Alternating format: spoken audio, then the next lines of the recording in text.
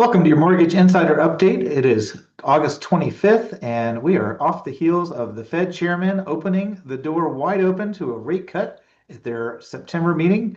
Came out on Friday in his speech in Jackson Hole, Wyoming. We've been anticipating this now for a couple weeks, acknowledging that employment needs to be their primary focus. Even though they're unsure about the future of inflation, inflation has ticked up slightly that we've talked about with the tariffs having some impact and likely to continue to have an impact, but unemployment rates will be announced at the next Friday's BLS report. We'll get another PCE inflation report this Friday. So the Federal Reserve, prior to their meeting in September, around September 18th, will have quite a bit of new data, including the jobs report, probably the most significant. So any kind of loss of jobs or really low count in job creations for the month of August could be a huge boon on whether or not they're going to cut rates 25 basis points or would they open the door to 50 basis points. A loss in jobs next Friday could lead to 50 basis points.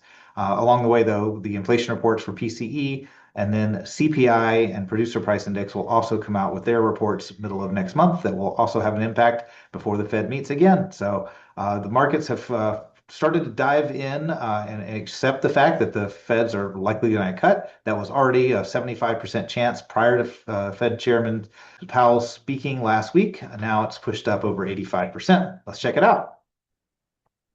10-year Treasuries start off this week slightly higher than they ended last week, which was a far cry better than a few days before at 4.269%.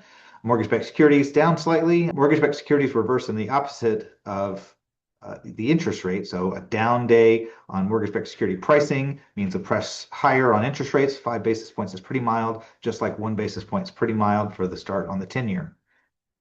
We can see Friday was a pretty good fall off. We had been leading up higher prior to the Fed meeting or prior to the Fed chairman's speech last week. In anticipation, a little bit of hedging the bet, so to speak, as interest rates had come down significantly after the August 1st jobs report. That was pretty much when we had a 85+% likelihood of there being a rate cut. Over that time period, though, we did get the consumer price index middle of August, which put a little bit of pressure on inflation.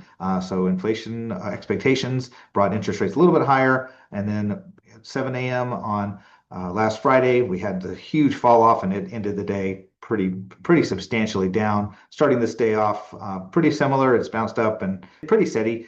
Not going to be a lot of new reports coming out until Friday when the PCE, Personal Consumption Expenditure inflation report comes out this Friday. If that comes in as expected, we can hold off until next Friday before we get the jobs report to potentially see a move lower to test levels that we hit back at the beginning of August.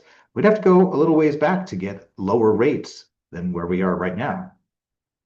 And we can see that we have some room to run. Lowest rates earlier this year, back in May, was the most recent drop before it moved back higher. And those were after those jobs reports forced the rates higher. Those jobs reports were later found to be inaccurate and revised lower. So that's where we feel like the lows of April could be tested, which is down below 4% potentially in the coming months as the Fed starts to make their move.